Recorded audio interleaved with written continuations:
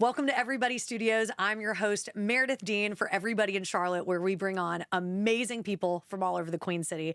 And today I have an incredible human being. We have Amy Cortés with us. She is from Love is Blind Season 6, which was based in Charlotte. It is a Netflix show for those of you that have not heard about it. She's also a content creator. She's a world traveler and just a good human. And I'm thrilled that you're here, Amy. Thanks for having me. Oh, you're so welcome. And happy Hispanic Heritage Month, too. Thank you. It's what a time to be alive. I love Hispanic Heritage Month. Oh, it's the best. It's the best. And there's so many events and so many things going on. But I know you're involved with a certain nonprofit I would love to hear about. Yes. So I have been working with this nonprofit called Aventura Consciente for the past couple months now. The creator of it, Lucy, she started it around February. So it's her new baby, her new project.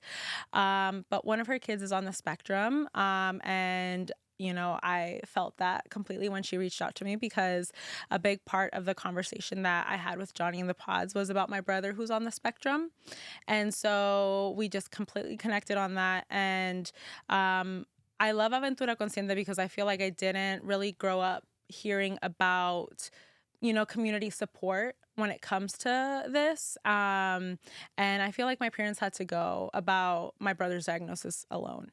And so I love that she created this, not only for creating a place of support and resources and education for families and teachers, but also that it's bilingual and it's focused on the Hispanic community. And I feel like, you know, we still lack resources in general. So you know, when it comes to narrowing it down to our community, I feel like it's a beautiful thing that she's created. I know it's going to help and touch so many families.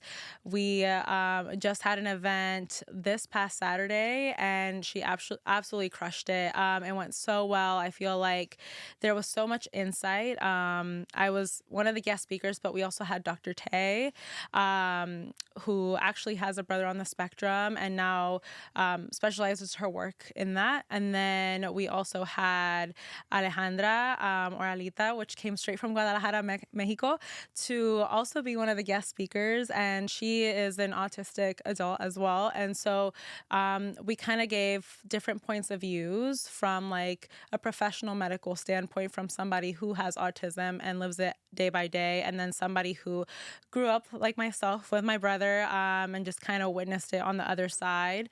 And so I'm super excited for what the future holds. I know that it's going to go far. It's already having a great, strong start, so I'm excited for what's to come. And I know that means so much with your brother, and I don't know if you want to tell me more about your brother and how you feel like this is relating to him so much in your life. Yeah, absolutely. I feel like growing up, I feel like there were just so many questions that we had that my, you know, parents didn't really know how to navigate. And so my parents and I moved to Charlotte when I was 5 from Puerto Rico, but my brother was born here in Charlotte. So my family didn't really have a lot of people that he knew here, let alone people that he knew that could relate, that had kids on the spectrum or knew somebody that was on the spectrum. So it's already hard enough moving here to a totally different. There's so many different things going on, literally. And this was happening between like the first couple years that we were here. I mean, granted, he wasn't diagnosed till he was 5, but it's one of those things that, you know, you don't really know what's next in terms of someone's development, because the autism spectrum, well, is a spectrum. And so everyone's different. And so, you know, I'm so grateful to see where my brother has gotten to the point that he is. And so, yeah, I feel like in Love is Blind, particularly, we had a huge conversation with Johnny. Like, I had a huge conversation with Johnny mainly because my brother's an adult now. He's almost 22. And so when he turned 18, my parents and I had a conversation they wanted to continue being his legal guardian out of protection until he gained that independence, which we totally see for him. But if something were to happen to my parents, then I would be like the next in line to be a legal guardian. Which is a huge responsibility for also a potential future husband. Exactly. So that was like one of the questions that I was like, I'm going to ask this in the pods because, you know, he hasn't met me. He doesn't even know what I look like, and we're still getting to know each other. But that conversation, and along with other very deep conversations and questions that I asked him, I felt were crucial to get to the point where we are today, because, you know, he has a better understanding of my brother. He knows how to support him. And he's like, so good. My brother loves Johnny. He like loves him so much, and it makes my heart so warm, because that's all I wanted.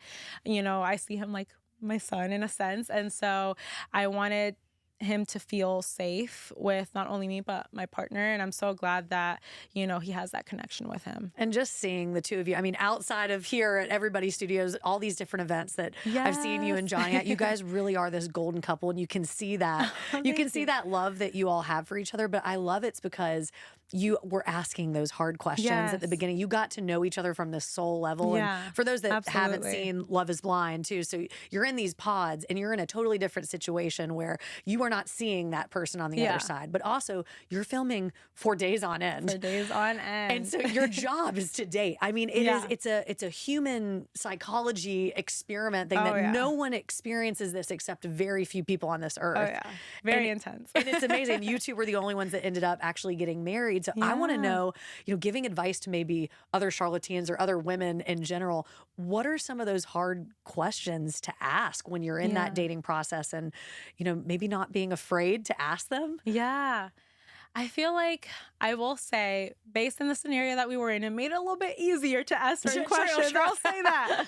But I feel like you can kind of gauge a person and where they stand on even the littlest things. Like, and this is not a question that I asked Johnny, but like, for example, this is like so random. I don't know why I thought of this, but I could tell Johnny's character from his dog. Like, his dog was the kindest, purest dog ever. I love that. And when I met his dog, I was like, yeah, this is just even more validation. It's just like little things like that. So when we translate that into communication and asking questions, I feel like, you know, I could tell a lot about Johnny and who his character was from the get-go. Before getting into the deep stuff, for example, I remember I asked him, I think this was like one of the like turning points where I like kind of solidified and narrowed it down to really him, because he seemed respectfully the most mature. But I asked him, like, what do you do in terms of self-improvement and bettering yourself as a person? Because we're on this planet, you know, why not want to grow? And like, none of us are perfect. So none of us are perfect. Good question. That's literally so good. Yeah. And so I didn't want to give him examples. I wanted to see what he kind of threw out at me. And he was like, you know, I used to meditate a lot. I work out every day. He told me that he reads self-help books. And it's funny because I was doing all those things. Not working out as much as he was, but... Girl, you look great. Don't worry. I was definitely reading the self-help books and, you know, doing meditations. And I feel like that... when I started doing all those things, it created such a shift in my life. And I feel like I saw life in a different manner. And I feel like when he told me that, I was like, okay, this is, and I asked him examples. I was like, list some titles for me. You know what I mean? Like, I'm like, because anybody can say that. I'm like, I want to know what you're talking about. And I feel like that kind of branched out into like a whole conversation that really told me about his character. And I feel like that was one of the questions that really shaped what kind of character he was. Because I feel like in the past, I used to go for people that genuinely just didn't really have an interest in growing. And I feel like with him, that was very different. And it was apparent that, you know, that was a goal in his life. And I mean, I feel like I see that even with the two of you in the way that you're growing together. Absolutely. Versus not growing apart, but growing together, and even just the business endeavors you guys have together. But also, we were talking about this earlier off mic. You're forced to become a content creator without, you know, without even maybe having that in mind. Literally. You become that influencer because you've been on TV and immediately you get all these followers, which probably also brings on some anxiety. And as a social media coach for people who have been on shows, that feeling is crazy. As soon as you go from being a normal person to all of a sudden you have all these followers, what has that been like for you guys? And also trying to learn so quickly how to push out all this content. Yeah. Trust me, it has not been easy. I feel like I have always struggled with anxiety. And I feel like when the show came out, I knew that it was going to be fine. Like, I knew that while filming, we had a beautiful love story, and I knew that was going to be painted in the same way. But I had anxiety stemming from the fact that, you know, I had kept a marriage away from most of, like, a lot of people that I even knew, let alone the world. And how long, again, for those that don't know, how long did you have to keep that secret from when you filmed to when the show actually aired? Close to a year. I would say maybe like 9 to 10 months. It's amazing. So, and you know, I love. So I wanted to scream it from the mountaintops. Yes. So it was so hard. And I'm sure you did too. I feel like he's very similar. No, absolutely. So it was definitely hard for us. But yeah, I feel like a lot of that anxiety stemmed from people like learning about who we are. Not only that, but like people dissecting our relationship. And this is like from a year ago when we were just getting to know each other, you know what I mean? And like so much time has passed and so much growth has happened since. And it's like we're kind of going back in time and reliving everything along with everyone else while people are, you know, providing commentary. And it's like, I can't say anything because they can't know that we're together just yet. And it's like, I mean, it was very challenging to say the least, but I'm very, very grateful that I had Johnny because I feel like he was such a huge support. And I'd like to think I was for him too, but not only that, our friends and family were absolutely incredible. I feel like we have really amazing people on our side and it helped block all of that off. But definitely was not easy. And then in terms of content creation, you know, we just kind of went with the flow of what kind of like, came all right, our way. here we go. Literally. And I feel like I love content creating just because I love being creative. It's like it's what I'm passionate about. Any outlet in which I can be creative, I absolutely love it. And it's like your personal diary. I mean, I think about all the trips that you guys have been on too, and it's fun because you get to chronicle, hey, these are some really amazing places I went to. Here's some good suggestions. And then you're doing trips. Absolutely. Right? Yes. All the time, which is like such a good thing to look back at, especially if we have kids in the future, they can also look at that and go for that ride too. So, you know, I feel like, you know, documenting things and capturing it and editing and all that, I absolutely love it. But I did like get scared when like I had stopped. I was doing TikTok for when COVID happened and I loved it. And then I privated everything because I got overwhelmed with so many people at the time that were seeing my TikToks, which I thought was so many. And then the show comes out and it's like ×5 or more than that. And it's just like, I don't know if like I'm ready for that because I felt like we were living in private for so long and it's like from private to crank it up all the way public. So I feel like that made it challenging and I did kind of, I was kind of dismotivated to post out content. But it was until later that I was like, you know, the creative juices started flowing and I was like, you know what, this is kind of fun. And Johnny did too. And I feel like we're, you know, in that phase where we're exploring like our creative outlets. Johnny's getting more into photography, which I'm so proud of. Yes, he's taking his classes. He's got one tonight. I'm so proud of him. But yeah, I feel like we definitely want to explore different avenues while we can and see what we can create. We definitely have learned that we both love travel and that is definitely much our niche that we've created. And we aim to have like a YouTube in the future where we can kind of, you know, post longer form content of our adventures. But that'll be exciting. I'll be watching those for all the good suggestions. Love travel myself, so I'm with you. Anything you can do there, it's just great. But another thing is, you know, you're talking about how you were afraid at first to put all of that out there. How did you get past that fear or the fear of being judged? Or, you know, there's always going to be people that want to put a mean comment for no reason when you can be the kindest human. How do you push forward from that?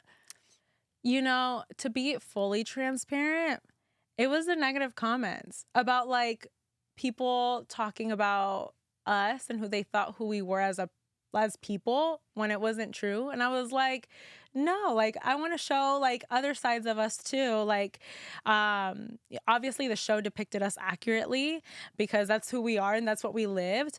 But it's not all of us and there's so much more layers to us. And so that's what kind of motivated me to, you know, continue telling our story and all the phases of our life.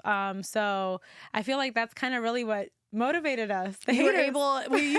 able, yes, the haters. So thank you. Appreciate you guys. Now you're just putting out all this amazing No, for content. real, But you're able to literally. show your narrative versus maybe what someone else's perspective of your narrative was. Exactly. Oh, And people I are love always going to interpret it in the way that they want. But at the same time, it's just like, we're going to do us and we're going to be happy. And you're going to be So- happy. And y'all are doing Exactly. so much fun stuff in Charlotte. And I was with y'all when we went to the press night for Moulin Rouge. And I Oh think my it was gosh. Johnny's first It was Broadway his first show. Broadway show since he was a kid when he saw Wicked.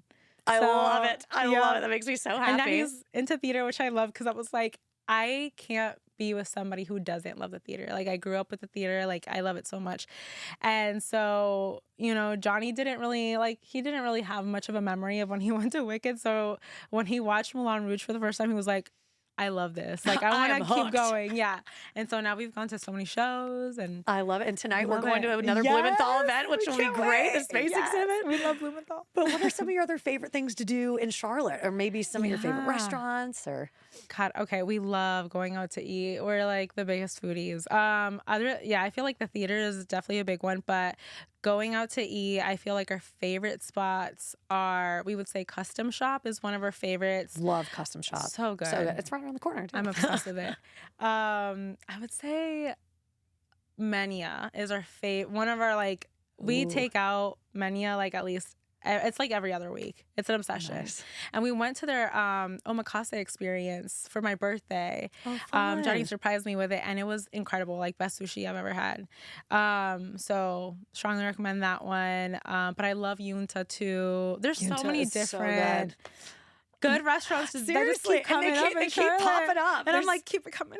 We'll go to all of them. Literally. But I love Custom Shop too. And Yeah. anything else that is on your mind or on your heart that you want to share with Charlotteans or other people in general? That's a good question. I feel like I'll always say this, and I feel like it's cliche, but really always be yourself and do what makes you happy. I always have this saying that, I feel like Johnny and I have adopted too, is live freely, like live your most authentic self, and just enjoy life and what it has to offer. It's too short. Amen. So why care about what others think? And why let other people stop you from pursuing your dreams? So live freely, y'all. Live freely. And you're doing what is it in Spanish? Vive libre. It doesn't have the same kind of vibe as it in Right? English. When it typically is the opposite. was about to say, typically it's always Spanish sounds better. Spanish sounds better, but I feel like this one, English definitely takes it. Viva It libre. has like a little, yeah, exactly. We'll go with that. Period. But this was so much fun. I'm so glad you guys could join us for Everybody in Charlotte here with Amy Cortés. Once again, I'm Meredith Dean, your host here at EVRYBDY Studios. If you want to host your own podcast or host your own creative project, you can do so here. But we'll see you next week for another wonderful episode of Everybody in Charlotte.